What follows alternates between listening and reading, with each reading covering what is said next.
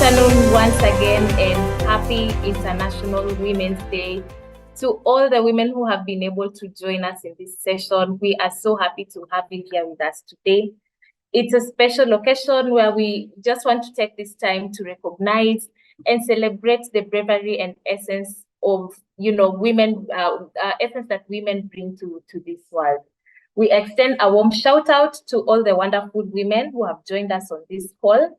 And we want to genuinely celebrate you for the remarkable contributions that you continue to make in your workplaces, at your homes, and the various places that you occupy.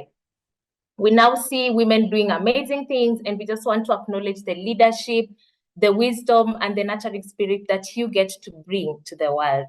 So let's continue to celebrate ourselves this day and continue to uplift one another. However, all the men in this call, we're not forgetting you. We have you very much to our mind and hearts, and we just want to commission you today to please don't forget to celebrate a woman today. A woman or a lady in your life, please, celebrate them, acknowledge them, for just being present in your life. My name is Angela Amach, and I am part of the ICX Secretariat, and I'll be your moderator today. And I am very looking forward to this discussion with Mr. John Walubengo. So to move to the agenda of our conversation today, which is data. Conversations around data protection and privacy have become very significant. And last year, I think we all witnessed, a whole buzz on data privacy breaches. And not that this conversation has not been there, but, last year just became a whole hot topic. And, everyone kept referencing the Data Protection Act. And we also felt as ICX that, it was just a very important conversation to have and bring it forward to our members, because us as customer experience professionals, we get to interact with, a lot of data and customer information. So we felt it was very important for us to just have a discussion on how best then can we utilize this data, while we also continue to build trust with our customers through ethical data handling practices. Please allow me to introduce our esteemed guest speaker, John Walubengo. John serves as the Data Protection Officer at Ajua, and he is a member of the National ICT Working Group overseeing the strategic reforms in the ICT here in Kenya. Wow. We will be hearing from the horse's mouth. I think that this is just such a privilege. And John, we are so honored to have you with us today. And we are all looking forward to hearing from you. So welcome, Mr. John Walubengo. Karibu sana. Okay, thank you, Angela and the ICX team. It's always a pleasure to talk about privacy. Over and above my role as the DPO of Ajua, I had a privilege of being a member of the task force that put together the current Data Protection Act. And I happen to be again privileged of this other task force that is reviewing that act. So basically the act has been around longer than we think, from 2019. I got into the privacy space way back in 2018 when the data protection bill, as it were, then was being prepared. So essentially, I was one of the 9 members who was putting together this act. So as we continue, I'll be happy to share with you the law as it's written, but also the inside story, if you may, as to the rationale behind some of those decisions, why the law looks the way it does. Of course, I will focus also on what it means for you people as customer experience professionals, because there's always this tension between how do we reach out to our prospective customers vis-a-vis what does the law actually say? Should we reach out? What is consent? How does it look like? What is the best way to interact with customers without violating the privacy law.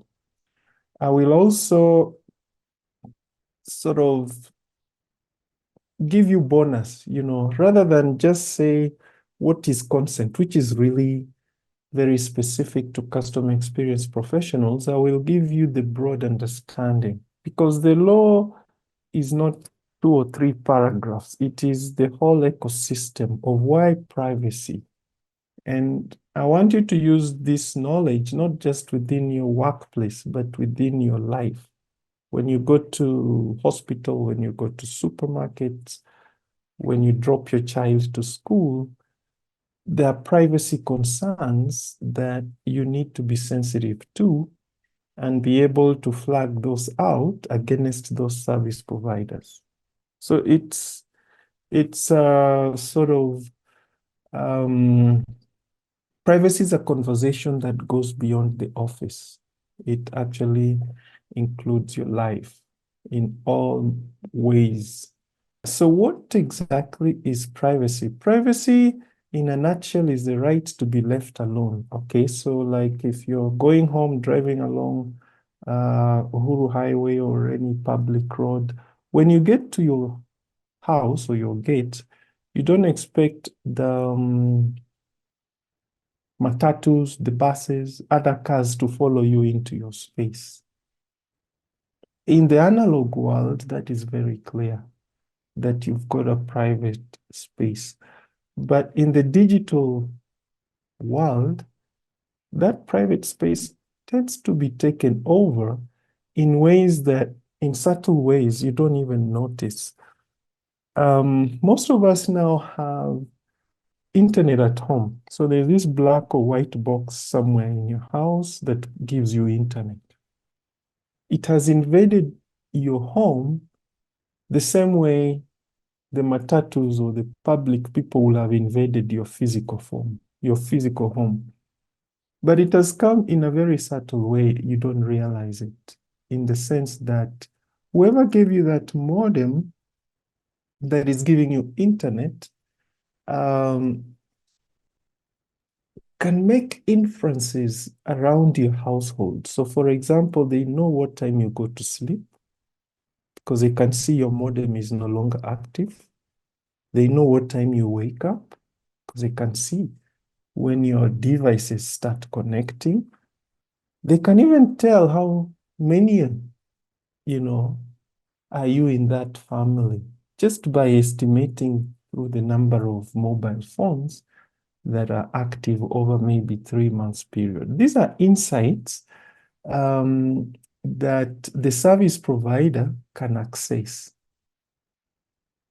and they can abuse it. Okay, so your right to privacy has to be protected even as you enjoy those services. So it's the same thing as you try to reach out to your prospective and current customers or clients. You've got to do it in a way that respects their privacy. As an organization, you must put in place procedures, technical, managerial, administrative, or otherwise, in order to protect the privacy of those you're reaching out to. And we shall see later on that the law doesn't stop you from reaching out. It just defines how to reach out. It sets the parameters around which you can do your professional activities. If you cross the line, then obviously you not only risk the reputation of your companies, but also you violate the privacy of that individual. And I want you to look at that individual as if it was yourself. Would you, as a Kenyan citizen, be happy if people are trampling all over your privacy? Obviously not. So this law is not a hindrance. It's not to be looked at as a big problem. It is to be looked at as a way in which it operationalizes Article 31 of our Constitution, which spells out the right to privacy. There's always discussion. I don't know if we have technical people in the room, they always thought that privacy is security, data security. No, it's not. Yes, there's a component of securing customer data there, but largely privacy is about protecting the rights and dignity of your customers from a privacy perspective. So we shall look at what they call data privacy rights or data rights that each of us actually have courtesy of this Data Protection Act of 2019. Why is data protection good for your business? So if your operation, and I want you also to imagine or to realize that the customer experience department is part of the bigger organization. A data privacy program is cross-cutting. And perhaps when you go back to your offices, you need to tell at a corporate level that they need to institute a privacy program. Because even if you're compliant as customer experience professionals, if the IT people or the HR people or the other departments are not on the same page, the whole institution is exposed. You can only do privacy as a single department to a certain extent, beyond which obviously it doesn't manage the privacy risk as an institution. So why is data privacy program good for you? It allows you, the law anticipates that if you have a privacy program, there are a couple of things you will do. Data mapping, for example, where you sit down and map out the data sets around the customers you're reaching out to. What are you collecting? Their names, their emails, their telephone number, their age, whatever it is. Why are you collecting it? Where are you keeping it? Because it's one thing to collect, it's quite another. Where do you store that information? Who can access it, you know? Why should they access it? These are privacy issues that must be looked into over and beyond the fact that you're sending out SMSs to prospective clients. So it's an ecosystem that can go wrong if the backend is wrong. Or it may look right to the customer, but if the backend is not mature, you'll still at some point blunder. So data mapping is good. There's also impact assessment. What are the risks around the data you're collecting? If you have done all this, then it puts your organization in a comfortable space where you can do business, exchange data comfortably with your partners who may not necessarily be in Kenya. So it's good if you're compliant and you can demonstrate compliance, because now it raises the reputation of your organization in terms of people trust you. Business partners, potential clients, existing clients, they trust you with their data. In Kenya, we've had this battle with government. Government always wants to have Huduma number, people go to court, they come back with Maisha number, people go to court. And at some point, a government bureaucrat asked a very valid question. Why are Kenyans fighting government? Yet the data we want to collect from Kenyans, they have willingly given it out to the Facebooks, the Googles, the Safaricom's of this world. And the answer is all about trust. None of us seem to trust government, perhaps from past experiences. And unless government demonstrates that the data we are surrendering to them is protected to the extent that they're not using it for other purposes, malicious or otherwise, against us. So at a corporate level, if you can demonstrate trust by showing clients that as you surrender your data to us, your personal data, we shall take care of it because number one, we are registered as a data controller or a data processor. Number two, we have a privacy policy. Number three, we make sure that our contact list is not harvested from dubious sources. We have, consent to use your personal data, etc. So I'm just off my head giving you some practices that demonstrate compliance with the Act. Now, if you do not comply, there are obviously penalties. I'm sure you'll get these slides, but one of the key things is that the referee, who is the data commissioner, can slap fines at an individual and corporate level. So 3 million shillings. So if you're ahead of customer experience, so you've got a rich source of CRM datasets, maybe 10,000 citizens of Kenya in your database. That is, a rich source of data that people are willing to pay for.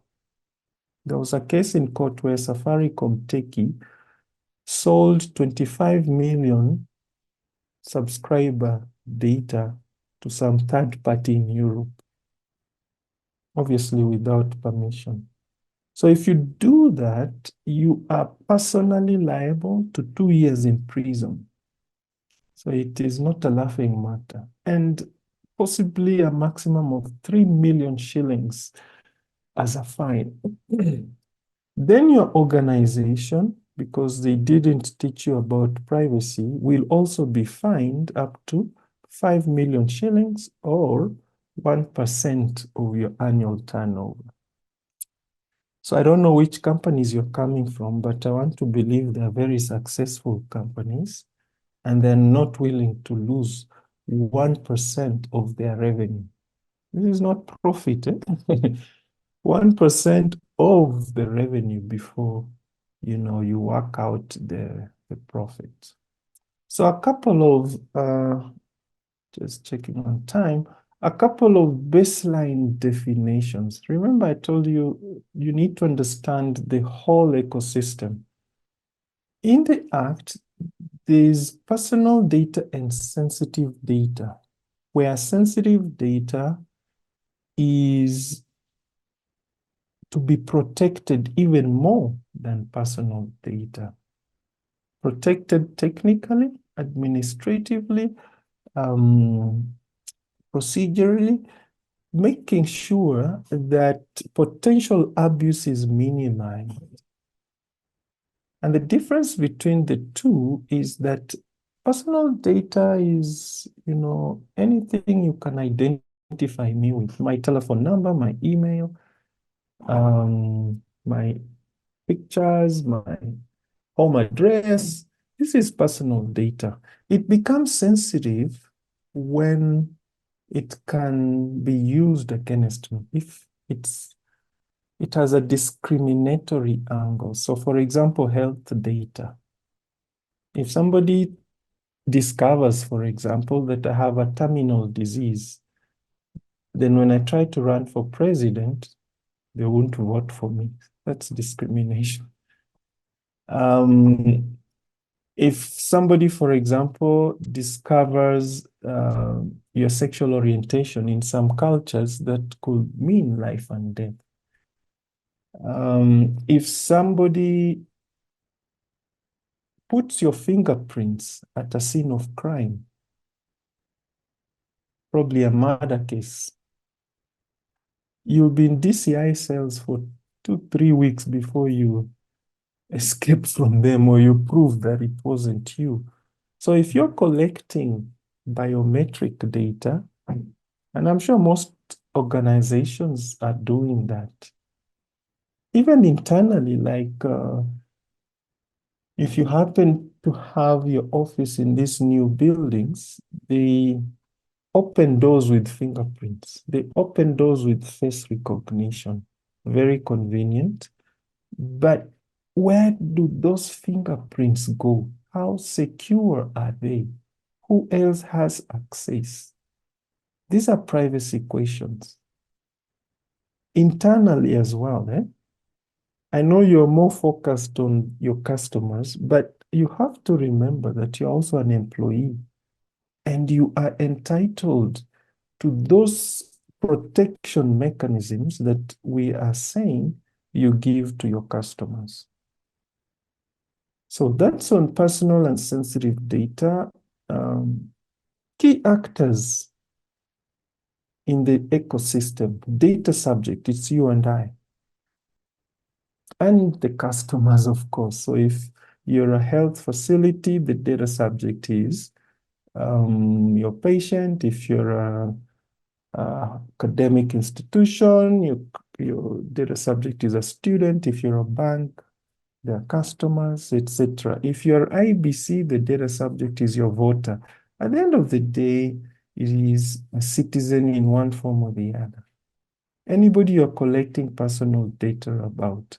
A data controller is the entity. It is now your corporate that collects the data.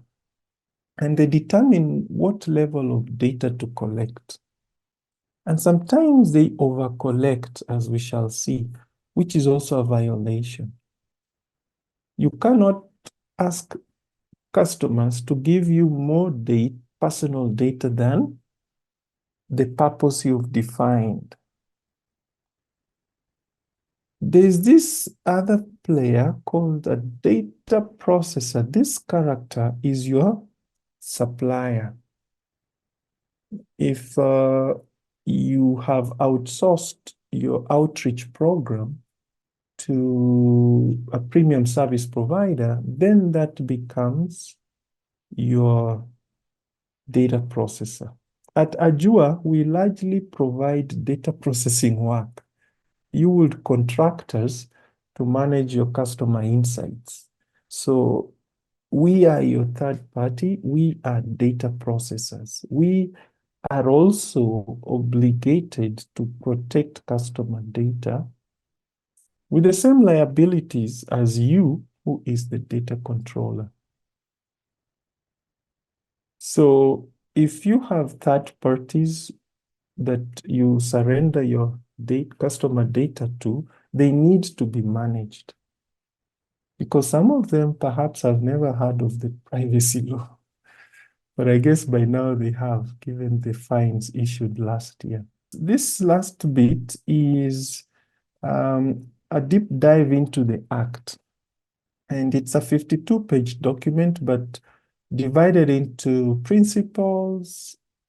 Principles are the heart of it, because the principles of data protection then allow us to acknowledge the rights of your customers. So the law favors the customer, and perhaps that's good news for customer experience professionals, in the sense that you've probably been preaching to your organization that the customer is always king. And obviously, they probably don't listen. But the Act will force them to listen, because it makes corporates to fulfill data subject rights, which we shall see what those are. So it obligates entities. The obligation of the data controller is listed in the Act. There's a portion on cross-border transfer. If we are people who work for a company with a regional outreach, banks especially, KCB has branches all over, Equity. I'm sure there are companies represented here who have presence elsewhere. You need to know that the data you collect and store and process ideally should be located in Kenya. And when you have to locate it outside Kenya, there are certain conditions you have to meet. If you don't meet them, then you'll be in violation. So if you have a third party doing work for you in Kampala, for example, and it requires you share Kenyan data with them, then you need to have a relook at that. It's not illegal. It's just you need to check some boxes to make sure that the transfer of data outside Kenya is valid. One box is whether the remote jurisdiction has a similar law, a data protection law, like the one we have. So if you're exchanging data with a jurisdiction that doesn't have it, then you stand in violation. There's the establishment. This is the portion that created the Data Commissioner's Office. So there's a new regulator in town, not so new, from 2020, called Data Commissioner. Madam Kasait is the current office holder. And she has the power to slap fines, to enforce the act, to audit your organizations, to receive complaints against your organizations about, being spammed with marketing material or being spammed with surveying material without necessarily getting my consent. So that really is the biggest part for customer experience professionals. How do you make sure that before you reach out, you have gotten consent? Implementation schedule is instant. The act became effective the day it was enacted in 2019, but it took a year for the data commissioner to be established. 8 principles, and I will run through them very quickly. The first one, whenever you collect customer data, you need to be fair and lawful to them, in the sense that seek consent for the data collection.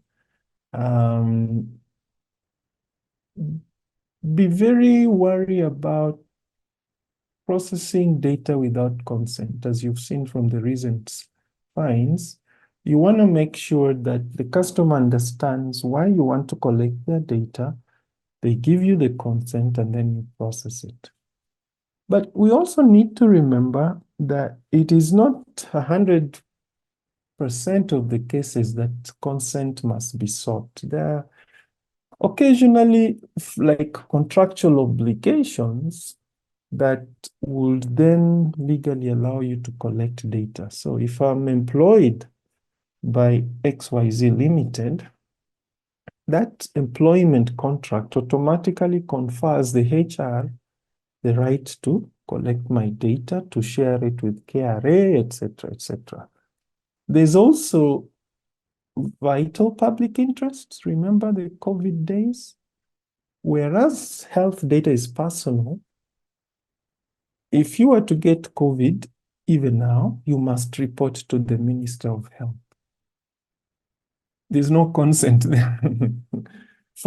Because your privacy will be violated, but for greater good. So there are exceptional cases, but largely to be safe, you want to make sure you procure consent. You've got the principle of purpose limitation. If you tell me you're collecting my data so that you could run surveys on me, then I agree. But later on, you don't run surveys. You instead probably start marketing a product.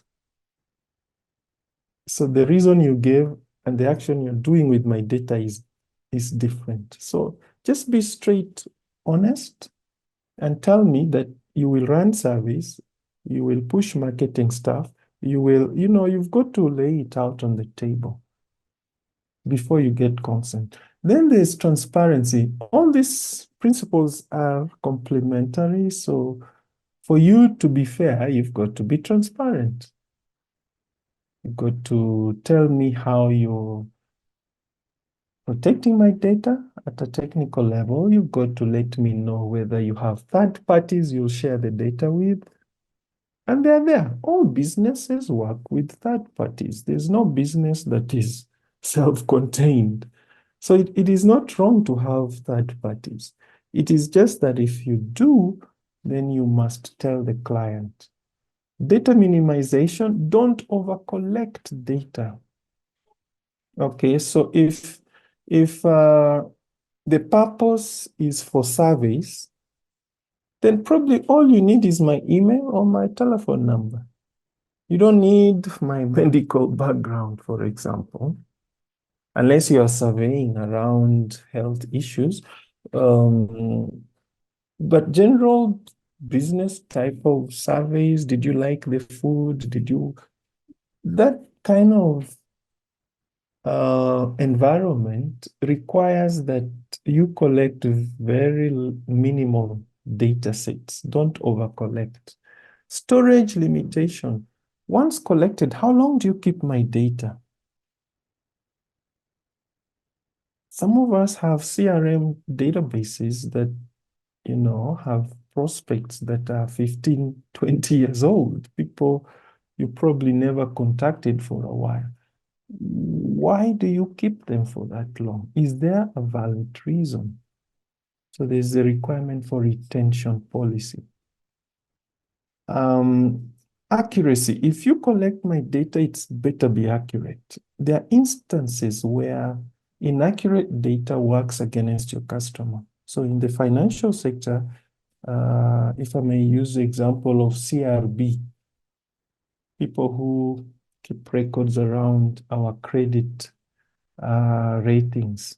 So if you are a CRB operator and you're saying Walubengo is uncreditworthy, and perhaps he's not, then Walubengo can sue you or can report you to the data commissioner, who will then ask you to show cause why you are keeping data that is not reflective of my status or my position, as it were. There's the issue of confidentiality. This is the IT part. The data you keep must be secured.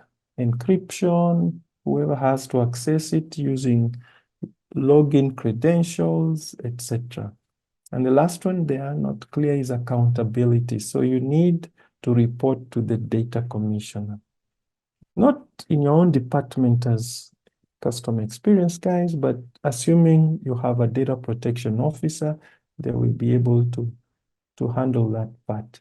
So from the principles now, the data subjects are easy to appreciate. You have your clients, your customers have a right to transparency, the principle of transparency. They have a right to get a copy or access to the data you hold about them. They have a right to accurate data. There's this principle of erasure. You have a right to be forgotten. Why am I on your CRM database, yet I've never interacted with you for 20 years? Or why am I in your customer list, yet I'm no longer your customer?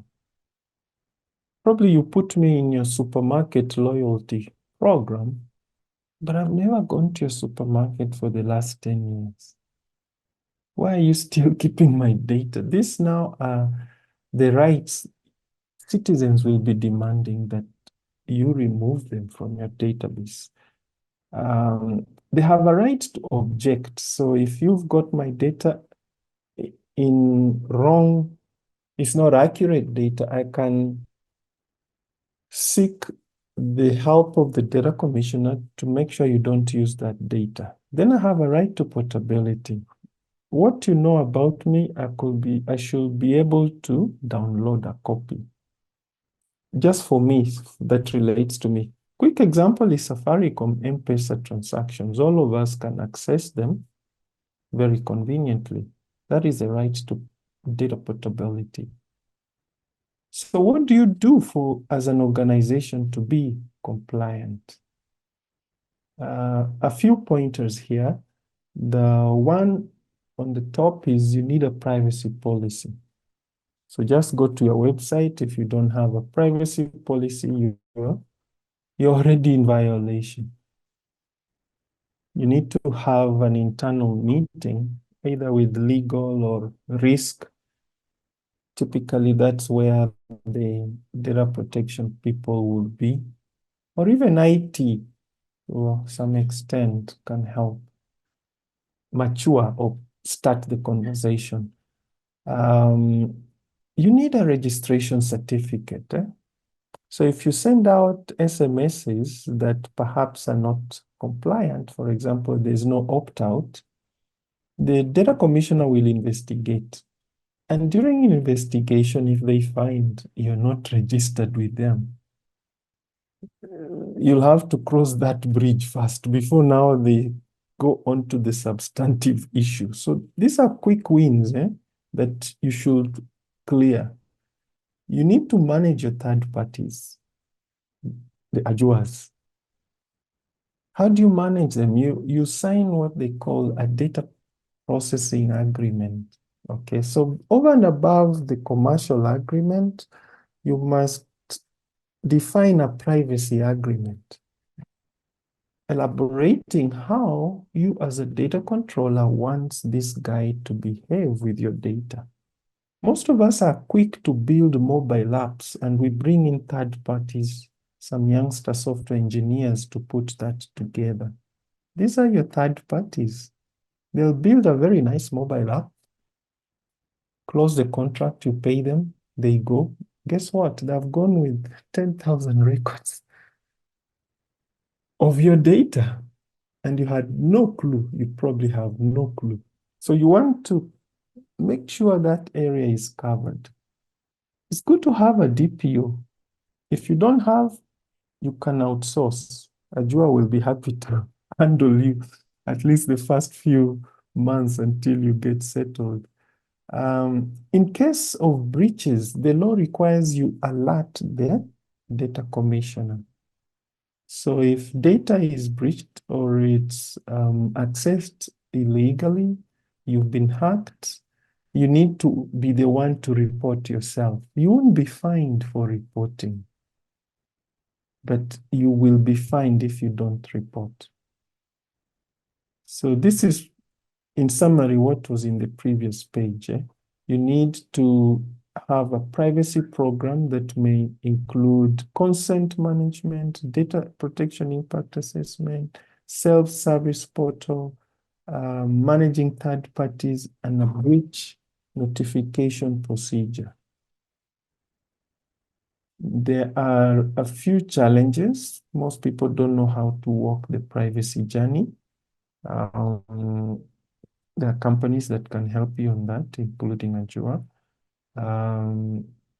Compliance does cost money, training, for example, capacity building, procedures, hiring DPOs, etc. So these are challenges everyone is struggling with. Just to conclude now, we do have the law in place. We do have a very active data commissioner. And so as an organization, not just a CX department, you must have a privacy agenda instituted, where now you'll be dealing with these things as they come, as they arise. The data commissioner is training Wanjiku. Every now and then, there's some adverts. Even the naming and shaming in itself is educating Wanjiku. I remember the last one, there was a customer who was at a club and the club used his pictures to advertise the club. The client was not happy because I came to club to drink, not to appear on your promotionals. And they took the case to the data commissioner and the club was fined. So that story in itself, naming and shaming, is educating the next club, patron to be aware of their rights. And then you could be in trouble. So if more Kenyans know about their data rights, the more you need to, protect yourself or have a privacy program. There are a few technological solutions, but I don't always encourage technology here. It's more about understanding the principles, getting a privacy program in place, ensuring that your communication to your clients is proper, you've sought consent, and it's not like a one-off thing, you tick a box and you're done. It is a continuous exercise. So I think this is where I stop. So some of you know Ajua. It's customer experience company. We help other enterprises to manage their customers or to automate the feedback loop between your customers by using technology. So we are able to receive feedback and quickly give you the pain points that customers may be observing on the ground, and of course the positives, so that you can reinforce those positives while managing the negatives. So in a nutshell, that's what Ajua does, and I was happy to present this particular session. Back to you, Angela. Wow. Thank you so much, John, for that wonderful presentation. I can see we have some few questions on chat, but before we just delve into that, I just wanted to mention some few things that really stood out to me. There's a quote that you say that you see in all these data privacy and protection conversation that you are having today, like it's such a great ecosystem, yes, and we totally agree with that. However, it can go totally wrong if it is not done correctly. So a takeaway point for us also members, and also just the role that trust plays when it comes to data collection from our customers. So what are we doing to ensure that, you know, our customers have trusted us and they can willingly then give us this information? So I'll quickly read the few questions that we have on chat. Fire says that for us to remain competitive in today's data-driven landscape, should we employ defensive or offensive data protection strategies? Also, where do you expect the data protection industry to be in the next 10 years? John, if you can take that question up. Yeah, great question.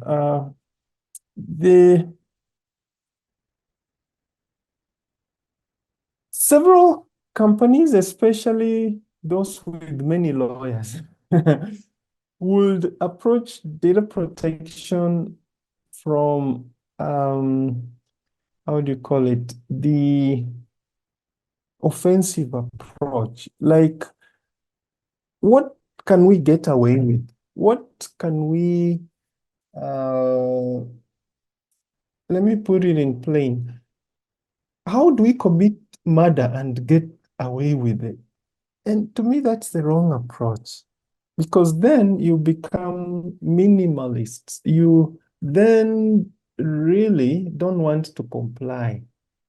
Rather, you want to extract data from your customers in illegal ways, or at least near illegal, because you have lawyers, you've thrashed out the act, and you can now institute practices that are barely legal. One of my slides was talking about the benefits of data protection. Doing an inventory, looking at your data processes, your data sets, doing impact assessment. That exercise positions your organization to perform better as a data company. So rather than trying to do the minimum, you should go all in with a view to comply, because you're seeing the benefit of complying, including, because we've worked with some companies, they're able to see that there's a lot of duplicated effort. Once you map out the data processes, you then realize, hey, this department X is doing exactly what department Y is doing, and we're paying both staff. So don't go in offensively, go in with a view to help not only your organization to comply, but to provide the data rights. At the end of the day, the company that looks to be more compliant becomes more trusted, and the clients will flood to you, as compared to a company that is playing the minimalist game. Yeah. Thank you so much, John, for taking that up. We'll take one last question from Beatrice Nyongesa, and she asked that how long should data be kept? How long should data be kept, John? There's no prescribed duration. Each company must look internally and prescribe the duration. So the data commissioner leaves it up to you. What is not right is not to have a retention policy. If you don't have a retention policy, then you're in violation. And this policy varies, for example, in employment records, because remember, an employee is also a data subject. So you will need to tell us how long you will keep employee data after they have left. And there are other laws to consider. Employment Act perhaps forces you to keep the data for 7 years. I don't know. Then 7 years becomes your baseline. Then there's this other data that would maybe require deletion sooner. For example, you held a conference, you collected attendees' data. Why should you keep the data longer than necessary? It's for you to determine how long is necessary based on the purpose of the data collection. So it's at your, choice to determine the duration, but determine you must. And thank you so much, John, for that wonderful presentation. For the questions that are still coming on chat, I think we have one more. We will happily respond to you on the side. And for any other questions that members, please feel free to text us using our contact number. We're going to put it on chat as well before we end this session. John, I'll invite you to please share in some final remarks that you might have, and then I will call upon my colleague to share in some final announcements as we close the session.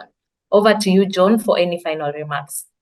Yes, for me, it's just to thank ICX and participants for sparing their lunch to listen to me.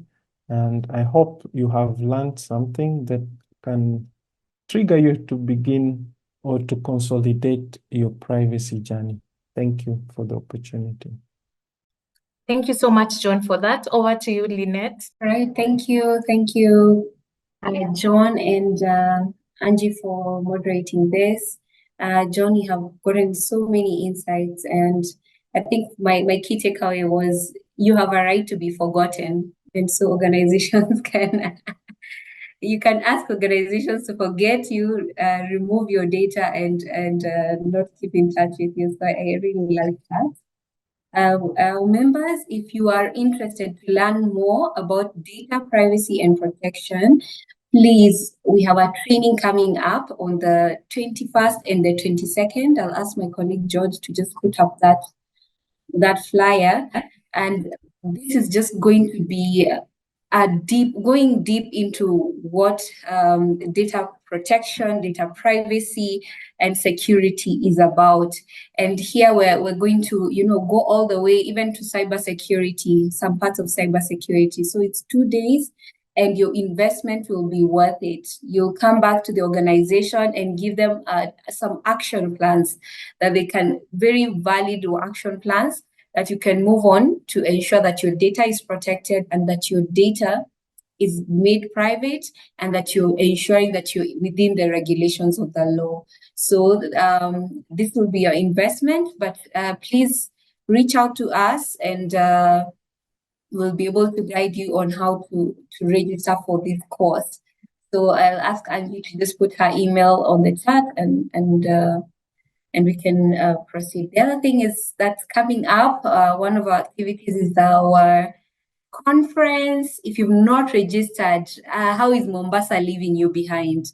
You've got to be here in Mombasa. We're going to have a lot of fun.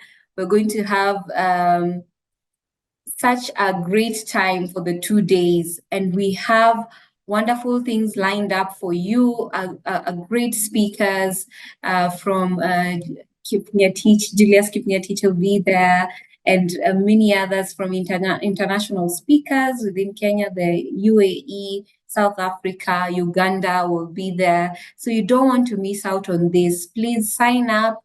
Ensure that you're bringing as many members from your organization as you can.